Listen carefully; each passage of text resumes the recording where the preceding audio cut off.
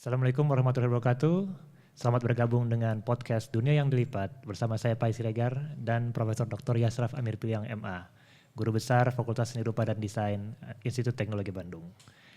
Kita berjumpa untuk membahas sebuah buku yang sangat penting yang judulnya juga sama dengan podcast ini, yaitu Dunia yang Dilipat, Tamasya Melampaui Batas-Batas Kebudayaan. Jadi buku ini sebenarnya bisa dikatakan sebagai buku yang legendaris karena terbitnya pertama kali kalau nggak salah itu 1997 dan kemudian sudah beberapa kali dicetak ulang dan kemudian sudah menjadi semacam kanon atau buku landasan, buku yang fondasional di dalam studi kebudayaan di Indonesia. Tapi apa sih isinya gitu? Karena kemudian kalau kita lihat dari secara ukurannya cukup tebal kan gitu kan, dan ya beratnya juga cukup berat gitu kan. Tapi apa sebenarnya yang membuat buku ini bisa menjadi begitu bermakna bagi studi kebudayaan atau cultural studies, bisa bermakna bagi banyak ilmuwan lainnya termasuk bagi seni rupa dan desain. Mungkin saya akan langsung memperkenalkan Pak Yasraf Amir Piliang gitu. Sehat Pak? Alhamdulillah Pak. Alhamdulillah. Jadi apa sebenarnya Pak yang menurut Bapak sendiri dunia yang dilipat itu apa sih Pak sebenarnya gitu? Dan kemudian apa tamasya melampaui batas-batas kebudayaan itu? Ya, pertama yang sering ditanyakan ke saya itu apa memang dunia itu bisa dilipat? Itu pertanyaan yang sering sekali diajukan ke saya itu ya. Karena judul bukunya itu kan Dunia yang Dilipat. Jadi sebetulnya itu apa sih dunia yang dilipat itu? Kalau boleh digambarkan, saya di sini ada sebuah kertas yang biasa dipakai untuk origami ya. Yeah. Jadi barangkali untuk menggambarkan apa itu dunia yang dilipat itu, barangkali kita yang terbiasa dengan origami, apa itu dunia yang dilipat? Ya origami. Nah tapi origami yang sederhana ya. Origami yang sederhana itu, saya di sini punya selembar kertas yang biasa dipakai untuk origami ini kan. Kertas ini saya lipat dua. Jadi dua nih kan, dua bagian. Saya lipat lagi, jadi dua kali ngelipatnya, jadi 4. Saya lipat lagi, jadi berapa tuh? 8. 8 Pak. Kalau pakai deret ukur ya. Yeah. Nah saya lipat lagi, jadi 16 bagian. Saya lipat lagi, jadi 32 bagian. Saya lipat lagi, jadi 64 bagian. Kalau matematik saya benar gitu ya. Iya, saya iakan saya Pak, saya juga agak. Ya, anggap saja. Nah, kertas origami ini sampai pada satu titik ya, saya tidak bisa lagi melipatnya. Dan nggak bisa lagi saya lipat ini bagaimanapun caranya ya. Jadi, dunia yang dilipat itu adalah seperti kita melipat kertas tadi itu. Tetapi juga ada batasnya gitu. Nah ada batasnya ini nanti itu adalah kritik terhadap apa yang disebut dengan kritik terhadap globalisasi, dengan kritik terhadap perkembangan teknologi dan sebagainya. Di mana perkembangan teknologi itu sebetulnya juga ada batasnya. Nah tetapi tadi itu dunia yang dilipat itu kurang lebih ya metaforanya, perumpamannya seperti kertas yang dilipat ini. Bagaimana penerapannya ya? Penerapannya itu, jadi anggap kita berpikirnya seperti kertas yang dilipat ini. Yeah. Kita ambil contoh persoalan melipat itu ya. Saya sering juga dikritik ya, Pak Asraf, mana mungkin bumi itu bisa dilipat? Okay. Bumi itu kan bulat kan ya. Ya saya katakan bumi yang disebut dengan dunia itu kan bukan bumi. Bumi itu salah satu saja pengertian dunia. Jadi dunia itu bisa disebut dengan bumi ya, bisa. Tapi ada dunia yang kalau kita berbicara mengenai dunia anak-anak, dunia seniman, dunia politik, dunia global, dunia perdagangan, dunia dan seterusnya. Nah yang dunia informasi tentunya ya, dunia informasi, dunia pengetahuan. Nah yang saya sebut dilipat itu contohnya kalau kita bicara ruang. Andaikan kita dulu berkirim informasi ya dari Bandung ke Surabaya. belum ada kendaraan apa-apa, Iya. terpaksa jalan kaki. Barangkali akan sampai 2 bulan ya informasi itu sampai di Surabaya. Iya, iya. Nah ada kuda barangkali bisa sebulan mungkin ya. Ini saya ngarang-ngarang aja nih. Iya. nggak perlu persis lah. Ada kuda mungkin sebulan. Ya. Ada kereta api barangkali berapa jam sih ke Surabaya tuh? Kereta api 16 jam ya. sekitar segitu Pak Ya, ya. kita 16 jam nyampe itu informasi itu. Kalau kita pakai pesawat barangkali cuma 1 jam. Iya. Kalau sekarang kita pakai internet, informasi itu nyampe hanya real time sekarang disebutnya. Saat itu juga. Nah itu kurang lebih bagaimana ruang itu menjadi untuk mencapai jarak itu waktunya dipersempit, diperkecil. Nah itu artinya apa? Waktunya dilipat gitu kan. Oke. Iya. Ruangnya dilipat oleh waktu. Itu pengertian yang sangat sederhana sih sebetulnya dari dunia yang dilipat. Jadi yang melipat dunia itu berarti teknologi gitu Pak, atau kemudian apa misalnya sehingga kemudian dunia yang dulunya jauh berjauhan, waktu yang dulunya terbagi siang dan malam sekarang itu seolah-olah bisa bareng lah seperti kertas origami itu Pak gitu. Ya mau tidak mau kita akan menunjuknya pada teknologi ya.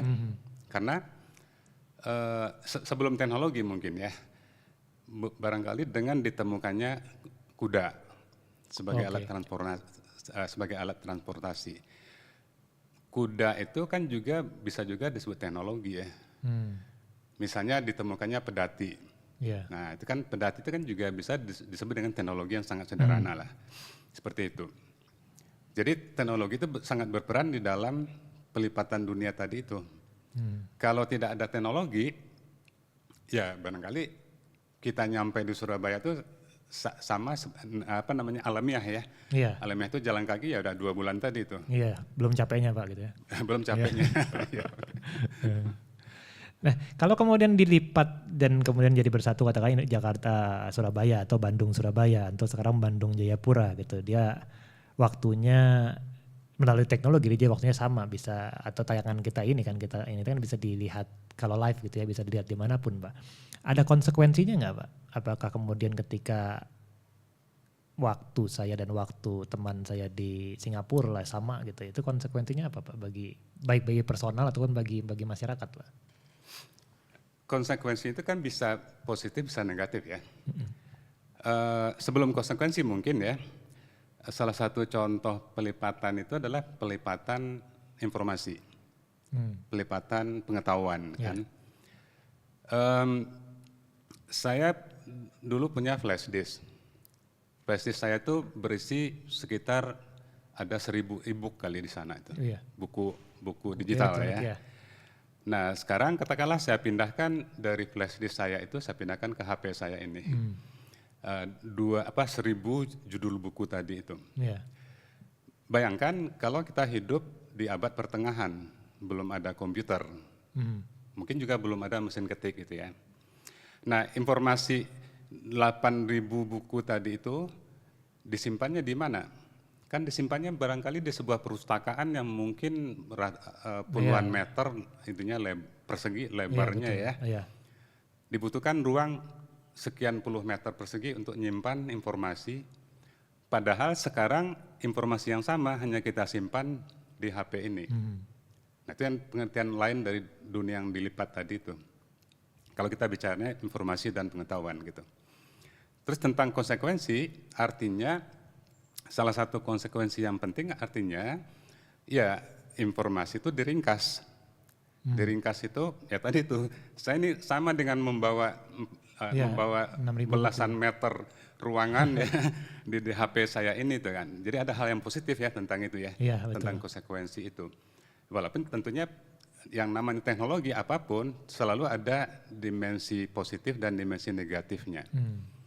Kalau negatifnya ya barangkali orang tidak perlu pergi kemana-mana, badan tidak bergerak begitu ya, duduk saja di kursi dapat informasi kan. Nah tentunya kan ada konsekuensi yang tidak bagus misalnya untuk tubuh kan. Tapi di pihak lain kita dapat dengan mudah mendapatkan informasi dalam jumlah yang besar dan bisa kita bawa kemana-mana informasi itu, pengetahuan itu. Nah, kalau kemudian informasi itu kan gini, kalau kemudian apa yang ada di luar gitu ya, di luar katakanlah di luar Indonesia itu dengan begitu mudah terbawa ke Indonesia kan Pak. Maka kemudian selain konsekuensi yang sifatnya informasi atau positif negatif tadi, ada konsekuensi yang sifatnya kebudayaan Pak. Maksudnya dalam berhubungan dengan kata globalisasi gitu kan, atau globalisme. Bagaimana kemudian unsur budaya yang ada di Indonesia itu apakah kemudian dia terbantu berkembang atau justru malah mengalami tekanan atau justru malah mati sama sekali gitu Pak? Ya, dalam hal ini kan kalau dikaitkan dunia yang dilipat ini dengan fenomena globalisasi ya, di sini saya melihat ada dua jenis globalisasi. Globalisasi itu kan sebenarnya kan mengglobalnya apapun ya. Ya, Nah, karena globalisasi itu artinya mengglobal pun apapun, maka saya di sini melihat ada dua macam globalisasi. Yang pertama globalisasi fisik. Globalisasi fisik itu tadi tuh dengan ditemukannya pesawat terbang, kapal, sekarang internet ya, maka orang-orang di dunia global ini terhubung melalui kapal, melalui pesawat terbang dan sebagainya. Itu kan ada konsekuensi yang sangat positif bagi interaksi perdagangan, ilmu pengetahuan, penyebaran bermacam-macam hal secara global ya. Tapi itu bersifat fisik. Nah di pihak lain kan ada globalisasi yang menurut saya itu jenisnya itu adalah globalisasi informasi. Yaitu dengan munculnya teknologi informasi digital. Semuanya juga mengglobal tapi melalui melalui mediumnya itu seperti misalnya internet. Layar Zoom kalau sekarang misalnya ya. Nah tentunya itu kan memiliki konsekuensi yang tadi tuh sama juga ada positifnya ada negatifnya. Kita ambil contoh misalnya kuliah Zoom gitu ya. Atau seminar tapi webinar. Betul. Zoom. Nah di situ kan kita kan dimudahkan ya. Orang dari berbagai tempat bisa mengikuti satu kuliah yang sama. Nah itu namanya kan pelipatan ruang waktu tadi itu, ya kan. Tetapi di pihak lain kan ada juga konsekuensi yang tidak bagus juga dalam hal ini. Ya kita kehilangan banyak hal terkait identitas. Kalau saya tanya, kalau saya ngasih kuliah misalnya di sebuah ruang 201 misalnya, saya bisa tanya ke mahasiswanya, kamu kuliah di ruang mana? Di ruang 01, bisa nunjuk ke ruangannya gitu kan. Ada gitu Pak ya. Ya, ada ruangannya. Sekarang kuliahnya di Zoom. Saya tanyakan pertanyaan yang sama. Tadi kuliah di ruang mana? Di ruang Zoom, Pak. Ruang Zoom itu di mana? Nah, ini ada persoalan disorientasi terhadap ini terhadap ruang waktu kan ya. Jadi intinya seperti itu. Walaupun tentunya kan banyak sekali dampak-dampak yang lebih substansial terhadap cara berpikir, terhadap cara melihat dunia kenyataan dan sebagainya. Nah itu bergantung kita masuknya ke dunia globalisasi yang mana gitu. Tapi kemudian yang akan dibahas oleh podcast ini adalah kemudian yang tadi Pak Yasraf katakan bahwa ada hal yang positif, ada hal yang negatif. Dan kemudian ada hal-hal yang lebih spesifik berhubungan dengan ide-ide atau konsep dan teori kebudayaan. Nah, saya mau keluar sedikit Pak dari buku Bapak. Pak Yasraf ini guru besar seni rupa dan desain gitu Pak ya. Gitu. Kemudian di kelompok keahlian literasi budaya visual Pak. Gitu. Kira-kira di keilmuan seni rupa dan desain gitu Pak, apa sebenarnya yang paling fundamental lah atau paling kerasa dari terlipatnya ruang dan waktu atau dunia yang dilipat ini Pak? Gitu. Ya. Sebelum saya jawab, saya tadi kelupaan menjawab pertanyaan tadi ya. Oh iya Pak. Ya. Saya jawabnya sekarang yang tadi itu terkait dengan ini ya, dengan lokalitas gitu. Jadi apa sih efeknya dunia yang dilipat ini pada katakanlah sesuatu yang bersifat lokal, apakah itu budaya atau adat atau tradisi dan sebagainya ya. Nah intinya kan dunia yang dilipat tadi itu artinya kan memberi akses pada setiap orang akan berbagai hal, informasi, pengetahuan, teknik, skill dan sebagainya ya. Nah sehingga di situ itu di dalam dunia global itu kan ada paradoks sebetulnya. Paradoknya itu kan orang mengatakan globalisasi fisik maupun informasi tadi itu membuat dunia seragam gitu. Padahal kan tidak juga. Justru globalisasi fisik maupun informasi melalui internet itu justru memberi peluang bagi yang lokal itu, budaya lokal, tradisi lokal, bahasa lokal, pengetahuan lokal untuk eksis.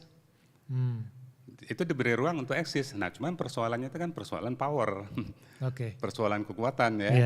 Kalau lokalnya kuat, dia mampu eksis di dunia globalisasi informasi tadi. Tapi kan dalam banyak dalam banyak fakta, mampu atau tidak itu kan juga ditentukan oleh kapital, ditentukan oleh modal. Dan yang lokalnya kan cenderung biasanya kan minim dengan modal ya. Makanya susah juga masuk. Bukan tidak masuk, tidak bisa masuk ke pertarungan global itu, informasi misalnya, tapi mereka tidak punya kekuatan untuk masuk, akhirnya terlindas oleh globalisasi itu. Nah, artinya tadi itu dikaitkan dengan desain ya. Desain kan sebetulnya kan berurusan dengan yang global maupun yang lokal, dua-duanya kan. Nah, sama juga artinya desain itu kalau berpihak pada lokal, artinya bagaimana desain menggunakan skema dunia yang dilipat ini menjadi satu ajang ya untuk justru mempromosikan desain-desain lokal. Atau sebaliknya desain itu malah ikut genderang orang lain gitu ya. Artinya mengikuti model-model desain global begitu kan. Intinya itu kan di desain juga sama, disediakan satu ruang yang lebih terbuka, demokratis untuk eksis, di mana di sana itu mau dia barat, mau dia timur, mau dia modern, mau dia tradisi, itu kan mempunyai peluang yang sama untuk diangkat ya, untuk eksis. Nah cuma persoalannya tadi itu, persoalan eksis itu kan eksistensi di dalam dunia yang dilipat dunia informasi tadi itu kan sangat bergantung pada modal. Modal itu apakah hanya uang Pak? Dalam artian apakah modal itu secara teori kebudayaan gitu, apakah hanya kapital? Apakah ada modal lain yang... Ya. Jadi modal itu kan memang secara awam kan orang ngertinya kan uang ya. Padahal modal kan tidak hanya uang. Jadi mengapa lokal itu tidak bisa eksis misalnya, bukan hanya persoalan uang kan, karena ada juga yang disebut dengan modal kultural, modal budaya. Nah modal budaya itu diantaranya adalah modal pengetahuan. Apakah lokal itu memiliki pengetahuan yang memadai untuk masuk ke dalam pertarungan global tadi. Modal pengetahuan apapun ya, ekonomi, politik, sosial, teknologinya dan sebagainya gitu. Yang kedua kan juga ada modal sosial. Modal sosial itu jejaring. Networking gitu Pak. Networking. Nah persoalannya kalau networking juga sama. Orang yang tidak punya modal ya nggak bisa bernetworking kan. Nah, jadi sebetulnya kan modal itu tidak hanya modal ekonomi ya. Kalau modal ekonomi kan uang, terus aset gitu kan ya, tanah dan sebagainya. Tapi kan ada juga modal yang lain-lain. Nah, salah satunya juga adalah modal simbolik. Kalau modal simbolik itu, kalau saya anak presiden, itu cenderung lebih besar peluangnya jadi calon presiden daripada anak tukang becak misalnya. Pernah dengar saya itu Pak cerita. Pernah dengar. Saya juga pernah dengar. Sama sebenarnya Pak. Nah kita kembali dulu ke bukunya. Ini bukunya diterbitkan oleh penerbit Cantrik Pustaka. Bisa teman-teman cari di Cantrik itu ada Facebooknya, ada Twitter atau X dan ada Instagram @cantrikpustaka. Dan mereka juga punya websitenya www.cantrikpustaka.com. Ini pertama kali terbit tahun berapa Pak buku ini Pak? Karena saya itu mulai melek bacaan begini mungkin tahun 90-an akhir lah. Itu pun sudah tahu buku ini gitu. Sudah tahu ada nama Pak Yasraf Amir Piliang kan ya, wah bukunya bagus gitu. Tahun berapa pertama Pak? Jadi sebetulnya buku Dunia yang Dilipat ini sudah 4 edisi ya. 4 edisi Pak? Edisi itu artinya diterbitkan oleh 4 penerbit yang beda. Nah yang pertama itu adalah diterbitkan oleh Mizan Pustaka. Itu sekitar, itu tahun 1997 ketika terjadi krisis ekonomi, krisis multidimensi di Indonesia. Jadi tidak jauh lah dari krisis ekonomi tahun 1997. Itu terbitan dari Mizan. Kemudian setelah itu diterbitkan oleh Jala Sutra. Tapi ketika diterbitkan Jala Sutra, tentunya kan ada penambahan bab-bab baru di situ. Kemudian setelah itu diterbitkan oleh penerbit Matahari. Okay. Nah, pada waktu diterbitkan oleh penerbit Matahari juga ada beberapa bagian-bagian yang baru ya. Dan yang terakhir diterbitkan oleh Cantrik Pustaka. Ini juga sudah 2 atau 3 kali tercetak ulang. Nah, pada waktu diterbitkan oleh Cantrik Pustaka juga ada bab-bab baru yang tidak ada di sebelum. Jadi intinya setiap buku saya itu di dalam edisi yang terbaru selalu ada bab-bab baru, bukan pengulangan dari terbitan yang sebelumnya. Semacam update gitu Pak ya? Semacam update ya. Iya. Nah, apa sih Pak sebenarnya yang bisa orang harapkan ketika mereka membaca buku ini gitu? Katakanlah kemudian ini kan kalau saya bilang buku akademik lah gitu, bukan buku populer kan Pak. Apa yang kira-kira bisa mereka baca dan mereka pahami gitu? Apakah kemudian bahasanya sulit banget misalnya kan gitu, bikin mikir 2 hari 2 malam misalnya Pak gitu Pak? Ya benar itu banyak yang datang ke saya tuh, ya. Pak nulis buku mbok yang lebih mudah dipahami Pak. Enggak, saya bilang saya tetap akan menulis seperti itu gitu kan. Ya. Maksudnya gimana? Ya maksudnya itu tujuan utama dari buku saya ya, mungkin seluruh buku saya barangkali itu. Tujuan utamanya itu adalah memberikan kesadaran pada setiap orang, mau dia dosen, mau dia mahasiswa, mau dia dokter, siapapun begitu kan, membangkitkan kesadaran bahwa kita ini ada masalah begitu. Iya. Nah yang paling penting menurut saya, yang saya sampaikan di dalam buku saya itu adalah, yang paling penting adalah orang tuh merasa dia punya masalah. Yang sangat berbahaya adalah orang tuh tidak merasa dia punya masalah, padahal dia punya masalah begitu. Iya. Nah buku saya ini semacam memberikan penyadaran. Saya sudah menulis, itu kan 20 tahun yang lalu tuh ya. Iya, 97 itu ya. Di buku saya itu saya sudah menulis bahwa nanti dunianya akan terjadi ya, bahwa apa yang kita tonton, apa yang kita lihat, itu sebetulnya bukan apa yang sesungguhnya gitu kan. Nah itu yang disebut dengan konsep hiperrealitas gitu kan. Yeah. Apa yang kita lihat seakan-akan itu benar, padahal itu adalah palsu. Itu saya sudah berbicara 20 tahun yang lalu. Yeah. Melalui konsep misalnya simulasi, nanti juga ada beberapa konsep yang kita diskusikan nanti ya. Yeah. Intinya adalah itu kan terjadi sekarang, masalah itu ada hoax, ada buzzer dan sebagainya. Yeah. Kan dua-duanya itu kan saudara tuh ya, hoax dengan buzzer itu saudara. Itu kan. Teman akrab Pak. Ya, teman akrabnya itu kan ya, menyatakan suatu kebenaran padahal itu kan palsuan begitu kan. Iya. Nah saya 20 tahun yang lalu sudah nulis itu, tapi tidak ada yang mengerti. Wajar saja tidak mengerti karena fenomenanya belum begitu kuat. Ada ya Pak. Ya. Nah fenomena yang terjadi apa yang saya tulis 20 tahun yang lalu itu sekarang kita bahkan sekarang kan ada istilah baru yang digunakan ya, post truth gitu kan ya, pasca kebenaran, disinformasi. Nah itu kan istilah-istilah baru sekarang, termasuk hoax tadi. Padahal 20 tahun yang lalu itu sudah saya tulis di buku Dunia yang Dilipat itu.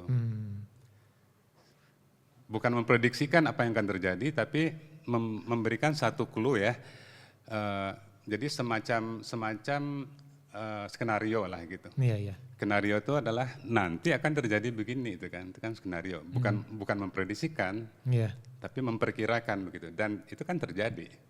Jadi tidak berisi ramalan gitu bukan Pak ya? Bukan ramalan, ramalan kan dukun gitu kan. Nah saya kan bukan dukun. Nah kemudian mungkin terakhir ini Pak, kita juga akan membahas tentang tanda di podcast ini maksudnya. Kemudian apa sih Pak tanda itu Pak? Gitu. Apakah tanda itu kalau misalnya apa ya, tanda mata gitu, atau apakah ada yang khusus dari tanda itu yang kemudian layak untuk dikaji dan penting untuk dibicarakan? Ya, walaupun nanti akan kita bicarakan secara khusus ya Iya. tentang tanda itu. Intinya bahwa dunia kita ini hanya bisa kita jalankan melalui bantuan tanda-tanda gitu. Kita mau berkomunikasi, kalau tidak ada bahasa Indonesia, saya kan tidak bisa berkomunikasi dengan Pak ya. Iya betul Pak. Saya tidak bisa komunikasi dengan siapapun, dengan kucing, dengan anjing kalau tidak ada bahasa perantaranya. Saya tidak bisa hidup di sebuah kota kalau kota itu tidak ada memberikan saya arah melalui traffic sign, ya kan, penentu arah, gitu kan. Nah, semua itu kan tanda-tanda ya. Yang saya rasa juga menarik kita diskusikan secara spesifik itu tentang tanda-tanda itu. Tapi intinya dunia yang dilipat juga sama. Artinya kalau dunia itu dilipat ya tanda-tandanya juga dilipat nanti. Oh, okay. Tanda-tandanya menjadi apa Pak? Menjadi blur gitu atau seperti apa Pak? Kalau dilipat soalnya. Betul ya. Ya. Oke. Jadi sebelum saya tutup, kembali silakan untuk Anda cari bukunya gitu. Dan kemudian di dunia yang dilipat juga Pak, tanda-tanda itu dibahas Pak? Atau ada buku khusus yang bahas tanda itu? Ya di dunia yang dilipat karena ini adalah buku bunga rampai ya. Oh ya Pak. Jadi dunia yang dilipat itu buku bunga rampai, di situ juga ada satu bab atau mungkin beberapa bab ya yang bicara mengenai tanda. Tetapi kalau kita membicarakan tanda secara lebih spesifik, ada buku saya yang khusus membicarakan mengenai itu. Itu dibicarakan di buku ini, semiotika dan hypersemiotika. Ini khusus bicara mengenai tanda. Oke. Ya, rekan-rekan sekalian, Bapak dan Ibu, mungkin silahkan juga kalau tertarik untuk mengerti dan membaca tentang tanda, maka Anda juga bisa membaca buku Pak Ashraf, Semiotika dan Hypersemiotika, Kode, Gaya, dan Matinya Makna. Ini juga diterbitkan oleh penerbit Cantrik, yang kemudian ada Facebook, ada Twitter atau Instagramnya Cantrik Pustaka, dan kemudian mereka punya website di cantrikpustaka.com. Gitu. Mungkin Pak Ashraf ada sesuatu yang ditampaikan terakhir Pak, sebelum saya tutup acaranya Pak? Ya, artinya kan dengan membaca itu ya, kan saya tadi udah mengatakan ya, beberapa buku saya itu sifatnya itu lebih membangkitkan kesadaran. Makanya beberapa buku saya itu bahasanya itu, kalau saya gunakan istilah saya sendiri, bahasanya itu bahasa poetis gitu. Bahasa yang bukan ditujukan untuk menyatakan fakta secara ilmiah itu begini ya, tetapi bahasa yang cenderung untuk mengangkat juga emosi. Oke. Nah itu kan cenderung bahasa-bahasa yang bersifat poetis ya. Jadi tidak kering gitu Pak ya? Tidak kering, ya poetis lah begitu ya. Ya. Untuk apa? Ya untuk ini menggugah orang agar menyadari bahwa sesuatu bermasalah begitu kan. Kita memiliki satu masalah. Nah, yang namanya bahasa untuk mengajak itu kan nggak bisa bahasa yang ini ya, yang datar-datar saja begitu kan. Harus bahasa yang memiliki satu kekuatan untuk membangkitkan afeksi, membangkitkan emosi, perasaan dan sebagainya. Dan itu yang saya lakukan di beberapa buku saya, terutama yang itu ya, dunia yang dilipat itu. Jadi intinya itu untuk masuk ke dalam dunia kesadaran bahwa kita bermasalah itu, ya memang satu-satunya adalah dengan membaca buku itu dan kalau bisa membelinya juga. Nah ya itu betul Pak, itu betul Pak. Itu saya sepakat Pak. Kan, ya? Pak satu lagi Pak, saya jadi keingetan Pak. Banyak orang bermasalah dengan tebal buku Pak. Banyak orang bermasalah dengan membaca. Iya. Jadi tidak sangat tebal, membacanya pun susah. Apa kira-kira problematika itu? Apakah itu problematika dunia yang dilipat atau kemudian ada problematika tanda atau problematika Bapak ini mengajar di literasi budaya visual? Mungkin apakah itu problematika literasi itu Pak? Ya sebetulnya kan problem dari literasi ya. Literasi itu kan artinya literasi kan kita adalah kemampuan menggunakan bahasa untuk menghasilkan satu pemikiran atau menangkap satu pemikiran ya. Dengan menguasai bahasa itu dengan aturan-aturannya, itu kan literasi itu. Nah cuman yang namanya pengetahuan itu kan juga disampaikan dengan bahasa yang juga tingkatannya beda-beda gitu. Intinya buku saya ini dari bahasanya memang tidak bisa dipahami oleh orang yang di tingkat tertentu begitu ya. Nah intinya itu memang sepertinya diperlukan juga satu buku pengantar ya oleh penulis lain atau oleh siapapun lah begitu dengan bahasa yang lebih sederhana. Nah, buku saya itu bukan seperti itu. Iya. Kalau kita mengenal ada yang namanya buku how to ya. Iya. Buku how to itu Buku resep, Pak. buku resep ya, memahami Plato dalam 2 jam gitu kan ya. Iya. Nah, kalau diperlukan harusnya ada juga buku resep itu ini ya, memahami dunia yang dilipat 2 menit gitu. Ya betul Pak. Bikin podcastnya lagi kita Pak itu. Oke, terima kasih rekan-rekan sekalian, Bapak dan Ibu dimanapun Anda berada. Saya akhiri dulu podcast ini. Semoga selalu bahagia, sehat selalu. Saya Pak Siregar. Assalamualaikum warahmatullahi wabarakatuh. Waalaikumsalam.